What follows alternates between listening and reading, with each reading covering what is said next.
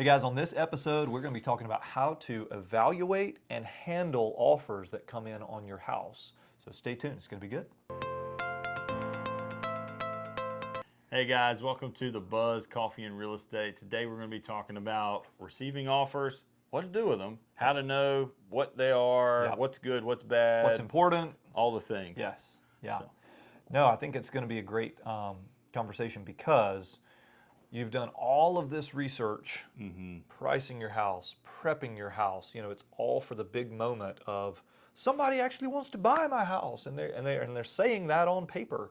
Right. So I guess maybe this doesn't need to be said, but maybe it does need to be said.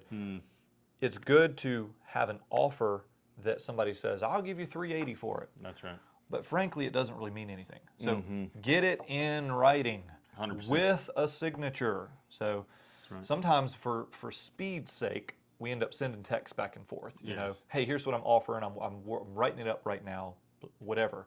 But really, you need to see it on an official, legal offer to purchase document. There are templated forms that you can use for that. If you have the buyer who's unrepresented and they're just filling it out themselves, or if they have a buyer's agent that's helping them fill it out. But an offer to purchase that has their signatures at the bottom with all the relevant info. Yeah. And I mean, I guess we should talk about one offer, but in this market, we're handling multiple offers oftentimes. Totally. Yes. So what would that look like? Let's say that you put your house on the market on a Thursday, it hit Zillow or it hit MLS.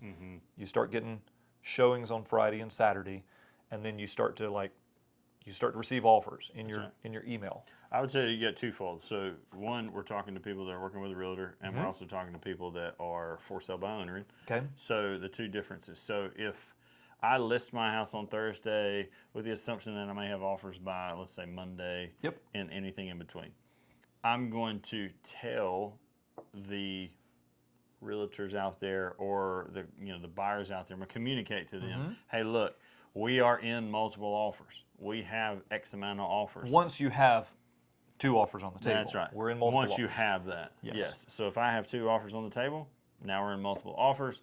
I'm going to come back to those people and tell them, hey, look, this is where we're at. We're going to make a decision. Make sure this is your highest and best offer, the best thing you're going to put out there, because I don't want you to miss the offer and then come back and be like, oh, well, we should have went up, because that does happen. But that would be the case. So from realtor perspective, that's what we're looking at. Now, if we go through the weekend, we only get that one offer, then hey, we're going to evaluate that one offer, and we'll talk about that in just a few minutes on what that looks like evaluating those. Sure. Now, if you're a for sale by owner, you have to be careful what you say, because number one, don't lie about it and say you have multiples when you don't, Right. because that will cause some conflict. It'll come back to bite you. It will, because a lot of times the danger of saying we're in multiple offers, highest and best, is that some buyers go, I don't want it. Right. You know? I ain't gonna fight people for it. That's right. I'll And keep they'll shopping. just pull on you, and so they may be your best offer in the pipeline. So there is some, kind of really taking into consideration, like, is this a really good offer? Or is this like, I want to push the envelope? Like, let's say you get a $20,000 list price offer with a bunch of due diligence and so forth. Do I want to lose that offer by trying to push the envelope? Sure. Or is it a good enough offer that we need to be like, yeah, let's not lose it? Don't get greedy. That's right. Don't get greedy. I mean, that's, of course, if you're for sale by owner, you've done a ton of research up to this point to know what's fair market value for my house. If you're working with a great realtor, they're going to have given you that evaluation. So when you have that offer come in that looks really juicy, of course, we're going to help you walk through the priorities of what to be looking for in a second. But That's right. Okay, it checks out. Awesome. Let's roll with it. Or hey, it checks out except for this one little detail. Sweet. Let's go ahead and roll with it. Right. If you get greedy, then people start to sniff that and just like, yeah, you know what? We're rescinding our offer. We'll keep shopping. We don't like how this game is getting played. That's right. So, I mean, and that, let's back up and say, in North Carolina, I'm not sure if it's like this in all 50 states or not, but this is like a silent auction format. That's right. So each person is submitting their offers confidential. Yep. So seller or buyer A cannot know what buyer B is offering or what buyer C is offering. So it's almost like, if you ever went to one of those charity fundraiser silent auctions, and you'd say, oh, this statue right here, I'm willing to pay $120. I stick it in an envelope and I give it. And then the seller would just open envelopes, decide which offer they like the best. That's right. And they would say, okay, buyer D gets the house, basically. So because that's the situation, buyers don't really truly know what they're competing against. That's right. And so that makes for sometimes some really interesting That's right. offers, some really interesting setups, all of that being said. But yeah, it is a silent auction format. It's not like an open eBay. Hey, I got 147, can I hear 148? Yeah. And there's some days I would prefer that it was like that. I know, right? But it's not. So. The other side of that, though, too, is that, you know, 2 offers, you have one in the bag, if you will, you know. But if I got 10, that's a whole different ballgame. If I got 10 offers sitting on the table, yes, I'm going to push the envelope, multiple offers, give me highest and best, so forth. Sure. Because I can stand to lose an offer. You got insurance. That's right. But if you only got 2 people, don't be terribly pushy with it. Sure. You know, Understood. Yeah. granted, you know, if you got 2 people at list price, you know, yeah, push the envelope a little bit. But if it's, you know, you got somebody who's got substantial offer in there, I wouldn't push the envelope terribly. Ultimately, though, as a realtor, you don't make that decision. Your seller does. Absolutely. So I present to the seller, hey, look, this is what we got. A realtor is required to present every offer. And if you're a seller and you're working with a real estate agent and they bring you an offer, it would be a great idea for you to make sure that you're clear on who is representing the buyer in that offer, because sometimes you have a dual agency situation. Yes. And you'll have a realtor, low integrity realtor, unfortunately, they're out there, a lot of them, and they'll say, hey, this is a great offer, let's take this one. Well, it's because they're representing the buyer and they're going to earn both sides of the commission, and therefore, of course, they want you to take that one. So understand, okay, wait a minute, are you representing, or your team, anybody that has a financial stake, are they representing the buyer on any of these offers? Because I want to make sure that we don't have a conflict of interest. You, the seller, that's something to keep an eye on. That's right. If you're working with a high integrity agent, of course, they're going to have that. And they're going to communicate that. Hey, we got 7 offers.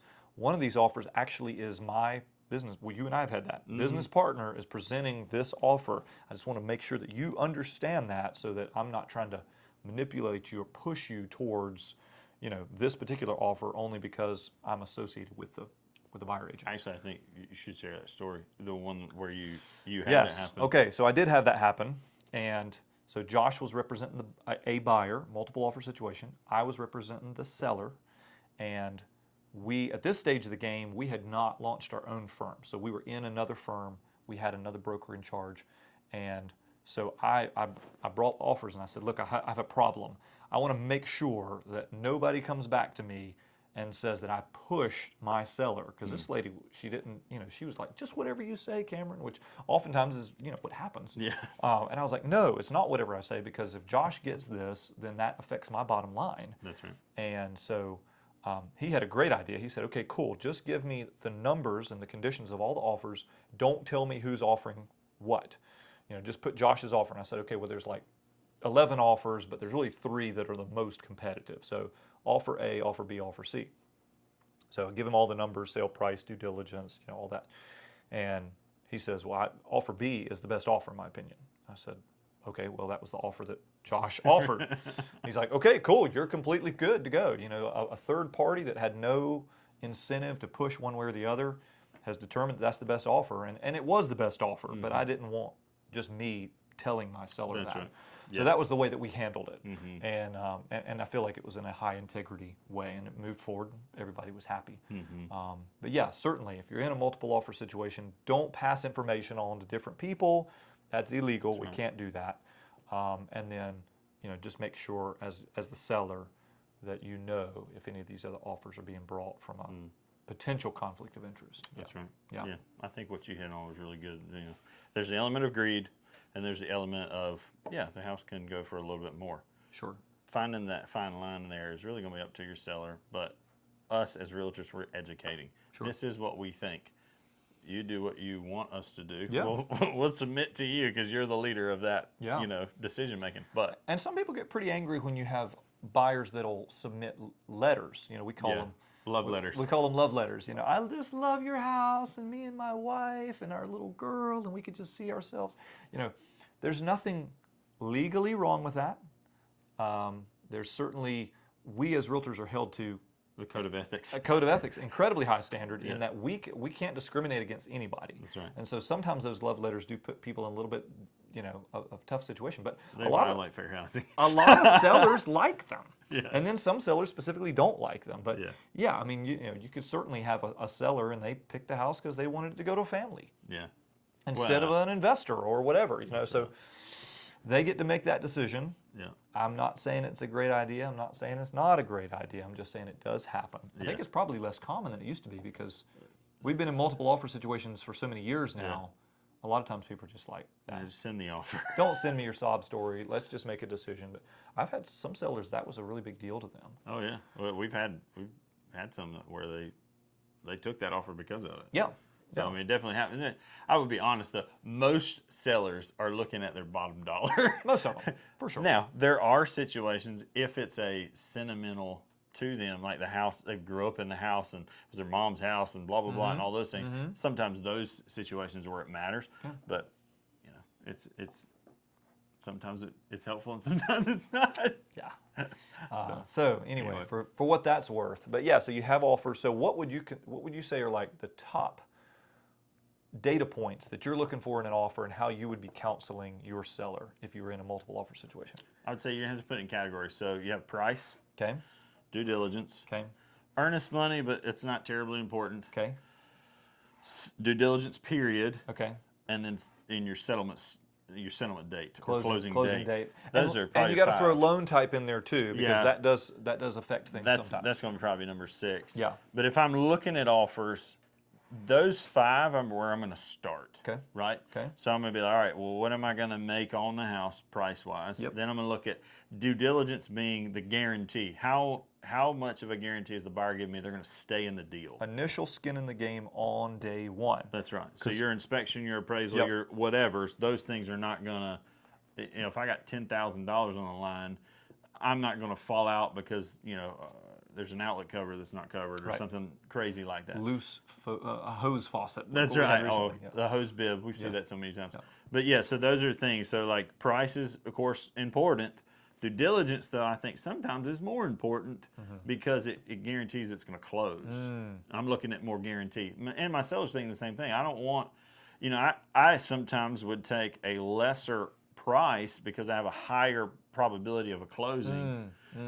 And that for them, especially, if you're thinking, well, I'm buying another house Yep. and I got to be lined up and all, guaranteeing that price point is Yep. a lot more important sometimes. So price and due diligence are important. Settlement date, if you're buying another house, is really important because Sure. flexibility in that, communicating We've that. had some people that needed to get in before school started. That's right. We've had some people that needed to get in a particular time, or I can't get in before this date, Yeah. and so sometimes closing dates just, hey, as fast as you can do it. I've That's already right. moved out of the house, Yeah. but oftentimes that lining that up correctly is important. Totally. And due diligence period it's a loosely important. If there's earnest money involved, then it becomes more important. So the due diligence period, just to clarify, let's say somebody comes in with $5,000 due diligence. So if they back out in this period of time, typically around the 3 weeks mark, Yep. then they would lose that $5,000, okay? That's whether they lost their job and can't buy the house. That's whether they found a house they like better. That's, if they came up with a huge inspection item and they couldn't come to agreement with the seller. All of those could cause that $5,000 to be at risk. However, like what you're saying, if you have earnest money deposit, which is kind of like deposit phase 2, that is the extra money that would be lost if you backed out right before closing. So after that 3-week initial investigation period. So $5,000 at risk during those first 3 weeks. If you back out after 3 weeks, then you'd have, as an example, an additional $2,000. So you'd lose 5 initially here. You'd lose 7 if you back out right before. Because, theoretically, you think about it. Somebody's got all their boxes packed up. They're about ready to go. That's right. All of a sudden, something falls apart. There's a higher risk at that stage of the game. Yeah. So, And that's where it becomes a problem, and then it's like a big mess. Right. So earnest money can be important at that point. One, because it also will force the buyer to make a decision on if they're moving forward or not before waiting till the last minute. Because if that 3-week due diligence period, after that 3 weeks is up, could be 4 weeks, could be 6, whatever you designate. right. But typically 3 weeks is normal. 3-week period at the end of that. So let's say it's due diligence up on the 26th. Yep. Well, on the 26th at 5 p.m., you better have made a decision I'm moving forward or not, because at 6 p.m., well, 5:01, that $2,000 extra in earnest money now belongs to the seller if you back out. Right. And so, you know, that's a piece of the puzzle.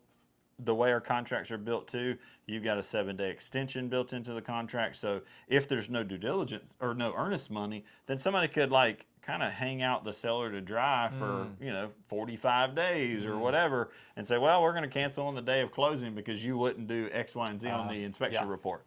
So that is a piece of the puzzle that's there. That's not a high priority, but it is something that we take into consideration when we're looking at 7 or 8 offers. Sure.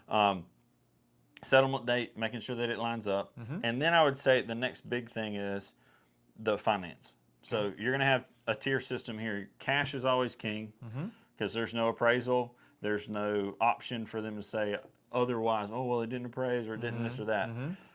You also are not going to run into inspection issues in the same manner, because now it's not something that's going to come across the lender. They're going to say, oh, well, you got to fix this. Some lenders will require you to fix certain things. That's right. And if there's no lender involved, then there's less that can go wrong. That's right. So cash is the big dog there. Conventional is probably secondary because it doesn't have the government loans. It doesn't have the nosy appraisers, in my opinion, that try to hold things up or push things back or whatever. So conventional would be next, which basically is giving you the option to buy like a more distressed home, or it could be new construction, it could be any of them, but it has the less likelihood of having a problem. Then you're going to step into your FHA, VA loans, USDA loans. Those are government loans. They're less desirable. Not that they're bad loans or that there's something wrong with them, but from a seller's perspective, for instance, peel and paint is a problem in FHA and VA and USDA. If you have peel and paint, it has to on be the exterior. Interior or exterior. Really? Okay, I knew exterior. Either. Yes, because I had a house, we took a VA loan on it. It was older home rental property, and it had peel and paint pretty much everywhere in that house. The gazebo outside that was practically falling over had peeling paint. Oh my. And they called us and said, you got to paint that. The gazebo? The gazebo. Didn't have anything to do with the structure. It wasn't even a part of the house. It was like word. in the yard. Wow. And they said, nope, you got to paint that. And then all the house windows were old windows that had painted frames, and they started to peel, and so they had to paint those. And so in this particular deal, when they came into it, we told them, we know this is VA and we know we're going to take a VA. However, we're not fixing this stuff. That buyer came to the house and with a painter in conjunction, painted all of those items so we could close. Wow. And that was in a multiple offer situation, blah, blah, blah, all those things. But that was a negotiation point that we took. But so, yes, so those are some of those things. There could be, does it qualify for certain things? You can't do certain things. There's stuff like that that come into play. I've seen railings on porches. Yes. Safety items. Yep, safety items that could come in that aren't really that big a deal in a conventional. Yes. It's like, hey, I can make a decision about that after closing. But anything that comes up from when the appraiser comes and looks at the house on an FHA, VA, or USDA, those items have to be fixed before closing. Not just agreed upon, not just a credit passed back and forth so that somebody can fix them after closing. Like, they have to be fixed before closing. And that just adds an extra headache. The other side of that, with FHA and VAs, they make you sign an addendum. That addendum states if the house does not appraise, that your earnest money is now refundable. Even if it's past due diligence. After the due diligence date. That's so right. That's, I guess, less guarantee for the seller last minute if you came in with an appraisal. That's right. Which hopefully you'd have your appraisal back by those 3-week period. Sure. But sometimes we have things come up. So anyway, a little bit more protection for the buyer is what you're saying. Yes, there's more protection on those, less for the seller. So and from a very real perspective, if somebody has a government-backed loan, it could mean that they just have less cash because those are lower down payment loans. And if you have less cash, then you have less of an ability to negotiate any kind of repairs. Like, let's say we found $4,000 or $5,000 worth of repairs. Well, if the buyer's strapped for cash and they don't have a penny, then they have to go and ask for that money from the seller, and the seller may not want to do that. So that's exactly right. Anytime you have one of those government-backed loans, it's kind of a soft indicator that these people don't have as much cash Yeah. and therefore don't have the ability to work out any kind of wrinkles that might come up under contract. In our market right now, most people that are doing a FHA loan, they're most times first-time home buyers. Okay. Secondly, their debt to income is high because the extension of debt to income. So like conventional, might be 43, 45%. FHA, you might be able to go up. In some cases, you can go up to 60%. I've seen those. Whoa. And so it stretches them out to where, hey, I can take on a bigger loan. However, my income does not necessarily support the norm. So that tells me that they don't have as much income. Gotcha. So there are some elements there. Now, does that mean that we don't take FHA loans or VA loans? Absolutely not. It just means if I'm in multiple offers and I'm judging offers based on which one is the best possible deal. Yeah, you can afford to be picky. Then you can be picky. Yeah. But in a normal situation, dude, before we had all this craziness, we took FHAs and VAs all the time. And honestly, we were thankful to take them because we're like, I don't care. I just want you to buy the house. Yeah, you give me a so you're saying that's something to keep in mind. Yes. Not the highest priority. That's right. Really, the high priority is the time frames, the sale price, and the initial skin in the game due diligence fee. That's right. And those are your And three condition of your home. So I may steer away from a VA or an FHA if my house is in a condition that I know they're going to call things It's on in me. rough shape. That's right. But if it's in immaculate condition, who cares? Yeah. Right? That's not going to matter. I will say this. I have, in my personal experience, now this may not be an experience for everybody, but my personal experience, the only times I've ever had a appraisal come in low has been on an FHA or a VA loan. I've not had conventionals. Now, does that happen to other people? Of course it does. Yeah. But from my experience, I have had more issues out of FHA and VA than I have out of conventionals. I don't know that that's been Yours. I'd have to go think. I mean, but anyway. Well, cool. So that's good to know. So we've got our priorities. We've got our how to handle multiple offers. So when we use the phrase highest and best, that's just communicating, okay, we got 4 offers. We're going to let everybody know, hey, everybody submit your highest and best offer by tomorrow at 3 p.m. or something like that. Give people, and that way if they want to go back and they say, hey, I know our initial offer, can we raise it a little bit? Can we go check with our lender to see if we can qualify for a little bit more? They can sort of make their offer as attractive as possible, and then the deadline hits, your seller makes a decision about what they want to do, and hopefully they have good counsel so they can kind of evaluate, because there's a lot of different factors to take into play there. Sure. And then you would send a blast out to everybody who submitted offers, saying, hey, we've received an offer. The seller has chosen an offer. That one offer, you'll get back to them. Hey, congratulations, you won the house. Go ahead and let's finish the process. Everybody else, hey, thanks so much for submitting. The seller has taken another offer. We appreciate your effort. Yeah. But let's be really clear. When is the house actually under contract? When it's been communicated and received is what they would say in school. Okay. So the offer has been signed by both parties. Okay. It has been sent as a communication, rather email, phone, doesn't matter, whatever it is. It's been communicated to the other side. Okay. We have accepted your offer. It is signed. The contract is in your email. Because the seller could sign the offer and the buyer never know it. That's right. Oh, I signed it, but I'll let them know tonight. Yeah. Well, that's not legally under contract, even though on the paper or on the file, you do have the buyer's signature and the seller's signature, but it hasn't been communicated back to the buyer. That's right. Hey, you got it. We're under contract. So yeah, once it's communicated, even if the buyer hasn't responded or said yippee yahoo or whatever, once you've responded as the seller and said, we're under contract, I've signed it, here you go. Yeah. We're good to go. That's right. Okay. Yeah. Legally binding. Yes, because like for us, anytime I'm actually doing one of these, I'm going to send an email with the contract. Then I must follow up with a text. Yep. And if I don't hear anything from that agent, that's on them. Yeah. At that point. But I normally do 2 forms of communication. You only have to do one legally. Yeah. But I try to do 2, and then sometimes I'll even call them. Well, and there's also this element of we need to get checks. That's right. And Due so diligence checks and earnest even money. after something's under contract, legally, on paper, it's been communicated.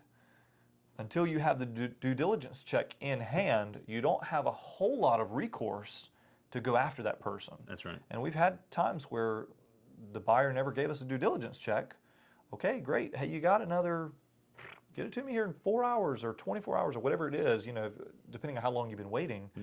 Okay, great. I got to throw this thing back on the market because you've not given me what you said you were going to give me, which is that initial check.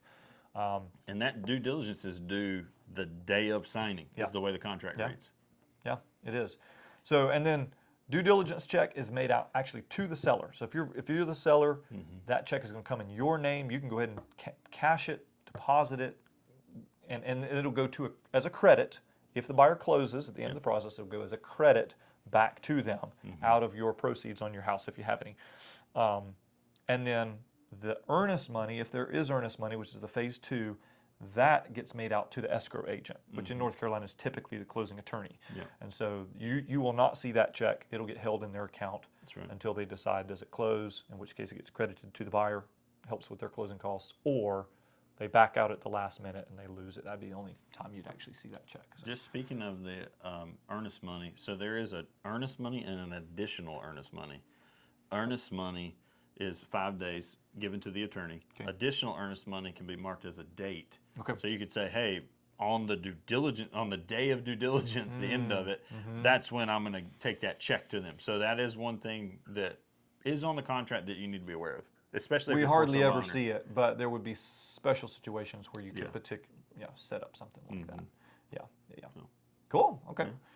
Well, we threw a lot at you.